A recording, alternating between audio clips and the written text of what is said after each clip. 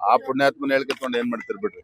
Muslim ಸಮುದಾಯದವರ ವಿರುದ್ಧ ಪ್ರಕರಣಗಳನ್ನು ವಾಪಸ್ ಪಡೆಯುವ ವಿಚಾರಕ್ಕೆ ಸಂಬಂಧಿಸಿದಂತೆ ಬಿಜೆಪಿ ರಾಜ್ಯಾಧ್ಯಕ್ಷ ಬಿವೈ ವಿಜೇಂದ್ರ ಕಾಂಗ್ರೆಸ್ ಸರ್ಕಾರದ ವಿರುದ್ಧ ವಾಗ್ದಾಳಿ ನಡೆಸಿದ್ದಾರೆ. ಕಾಂಗ್ರೆಸ್ ಸರ್ಕಾರ ಅಧಿಕಾರಕ್ಕೆ ಬಂದ ದಿನದಿಂದಲೂ ಅಲ್ಪಸಂಖ್ಯಾತರ ಓಲೈಕೆ ರಾಜಕಾರಣ ಮಾಡ್ತಿದೆ, ಹಿಂದೂ ಸಮುದಾಯಕ್ಕೆ ನಿರಂತರವಾಗಿ ಅಪಮಾನ ಮಾಡ್ತಾ ಬಂದಿದೆ ಅಂತ ಆರೋಪಿಸಿದರು. ಅಧಿಕಾರದ ಮದ ಕಾಂಗ್ರೆಸ್ ನಾಯಕರ ನೆತ್ತಿಗೇರಿದ್ದು ಆಳಂದದಲ್ಲಿ ನಡೆದ ಘಟನೆಯ ಪ್ರಕರಣಗಳನ್ನು ಹಿಂಪಡೆದಿರುವ ಕ್ರಮವನ್ನು ಬಿಜೆಪಿ ತೀವ್ರವಾಗಿ ಖಂಡಿಸುತ್ತೆ ಅಂತ ಹೇಳಿದರು. ಇದೇ ವೇಳೆ ಡಿಕೆ ಶಿವಕುಮಾರ್ ಮುಖ್ಯಮಂತ್ರಿ ಆಗುವ ಸಾಧ್ಯತೆಗಳ ಕುರಿತು ಪ್ರಶ್ನೆಗೆ ಪ್ರತಿಕ್ರಿಯಿಸಿದ ವಿಜೇಂದ್ರ, ಕಳೆದ 3 ವರ್ಷಗಳಲ್ಲಿ ರಾಜ್ಯದಲ್ಲಿ ಯಾವುದೇ ಗಮನಾರ್ಹ ಅಭಿವೃದ್ಧಿ ಕೆಲಸಗಳು ನಡೆದಿಲ್ಲ, ಕಾಂಗ್ರೆಸ್ ಸರ್ಕಾರ ಸಂಪೂರ್ಣವಾಗಿ ವಿಫಲವಾಗಿದೆ ಅಂತ ಟೀಕಿಸಿದರು. ಕಾಂಗ್ರೆಸ್ ಸರ್ಕಾರದ ಅಲ್ಪಸಂಖ್ಯಾತರ ಓಲೈಕೆ ರಾಜಕಾರಣ, ಇವರ ಓಲೈಕೆ ರಾಜಕಾರಣದ ಪರಿಣಾಮ ಒಂದ್ ಕಡೆ ಆದ್ರೆ ಹಿಂದೂಗಳಿಗೆ ಅಪಮಾನ ಮಾಡುವಂತ ಕೆಲಸ ಕಾಂಗ್ರೆಸ್ ಸರ್ಕಾರ ಬಂದಾಗಲಿಂದಲೂ ಕೂಡ ನಡ್ಕೊಂಡು ಬರ್ತಾ ಇದೆ. ಅಧಿಕಾರದ ಮದ ನೆತ್ತಿಗೆ ಏರ್ದಾಗ ಈ ರೀತಿ ಎಲ್ಲವೂ ಕೂಡ ಮಾಡಿಸ್ತದೆ. ಹಾಗಾಗಿ ಇವತ್ತು ನಾವು ಗುಲ್ಬರ್ಗದಲ್ಲಿ ಏನು ಆಳಂದದಲ್ಲಿ ಆಗಿರ್ತಕ್ಕಂಥ ಆ ಘಟನೆ, ಆ ಕೇಸ್ಗಳನ್ನ ಹಿಂಪಡೆದಿರುವಂತದ್ದು, ಇವೆಲ್ಲವನ್ನು ಕೂಡ ನಾವು ಪ್ರತಿಭಟನೆ ಮಾಡಬೇಕು, ಈ ಸರ್ಕಾರಕ್ಕೆ ಬಿಸಿ ಮುಟ್ಟಿಸುವಂತ ಕೆಲಸ ಮಾಡಬೇಕು. ಆ ನಿಟ್ಟಿನಲ್ಲಿ ಹೋರಾಟವನ್ನು ಹಮ್ಮಿಕೊಂಡಿದ್ದೇವೆ.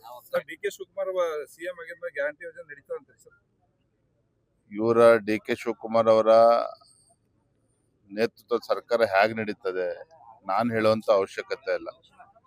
ತಮಗೆ ಗೊತ್ತಿರೋ ಹಾಗೆ ಕಳೆದ 3 ವರ್ಷದಲ್ಲಿ ಈ ಕಾಂಗ್ರೆಸ್ ಸರ್ಕಾರ ರಾಜ್ಯದ ಅಧಿಕಾರಕ್ಕೆ ಬಂದಾಗಿನಿಂದ ಯಾವುದೇ ಒಂದು ಅಭಿವೃದ್ಧಿ ಕೆಲಸ ಕಾರ್ಯಗಳು ಮಾಡೋದಕ್ಕೆ ಸಾಧ್ಯ ಆಗಿಲ್ಲ.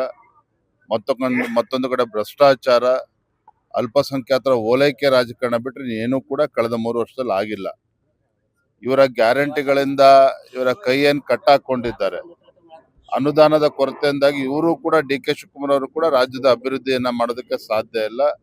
ಹಾಗಾಗಿ ಆಗ್ಲೇ ಅವ್ರು ಇನ್ನೂ ಚಾರ್ಜ್ ತಗೊಳ್ಳಿ, ಮುಖ್ಯಮಂತ್ರಿ ಪ್ರಮಾಣ ವಚನ ತೆಗೆದುಕೊಳ್ಳಿ, ನಾವೇನು ಭಾರತೀಯ ಜನತಾ ಪಾರ್ಟಿಯನ್ನು ಹೇಗೆ ಎದುರಿಸಬೇಕು, ಏನ್ ಮಾಡ್ಬೇಕು ಅಲ್ಲವನ್ನು ಕೂಡ ನಾಯಕನನ್ನ ಕೆಳಗಿಳಿಸಿ ಅವಮಾನ ಮಾಡಿದ್ರು ಅಂತಂದು ಪ್ರತಿ ಸರನು ಬಿಜೆಪಿ ನಾಯಕರು ಅನ್ಕೋತಾ ಬರ್ತಿದ್ರು ಸರ್. ಕಾಂಗ್ರೆಸ್ ಅದನ್ನು ಸಮರ್ಥಿಸ್ಕೊಂಡು ಬರ್ತದೆ. ಏನ್ ಹೇಳ್ತೀರಿ ಸರ್ ಸಿದ್ದರಾಮಯ್ಯ ಅವ್ರನ್ನ ಕೆಳಗಿಳಿಸಿ ಡಿಕೆ ಶಿವಕುಮಾರ್? ಸಾಕಷ್ಟು ಸಮಯ ಇದೆ ಎಲ್ಲವನ್ನು ಕೂಡ ಚರ್ಚೆ ಮಾಡೋದಕ್ಕೆ. ಫಸ್ಟ್ ಡಿಕೆ ಶಿವಕುಮಾರ್ ಅವರು ಅಧಿಕಾರ ವಹಿಸ್ಕೊಳ್ಳಿ, ತದನಂತರ ನಾವು ಏನ್ ಮಾತಾಡ್ಬೇಕು ಮಾತಾಡ್ತೀವಿ.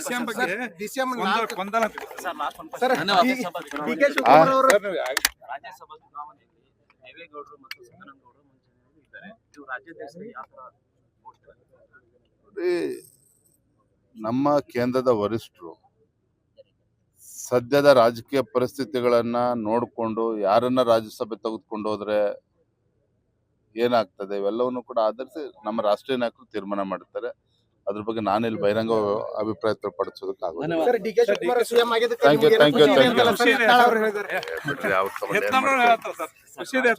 ಆ ಪುಣ್ಯಾತ್ಮನ ಹೇಳ್ಕೊಂಡು ಏನ್ ಮಾಡ್ತಿರ್ ಬಿಡ್ರಿ.